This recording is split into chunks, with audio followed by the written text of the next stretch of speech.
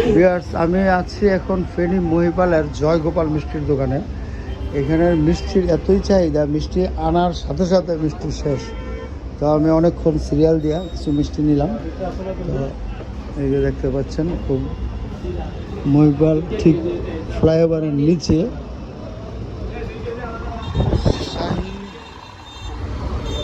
শহীদুল্লাহ কায়সার সড়ক শহীদুল্লাহ কায়সার সড়ক এই যে জয়গোপাল মিষ্টির দোকান।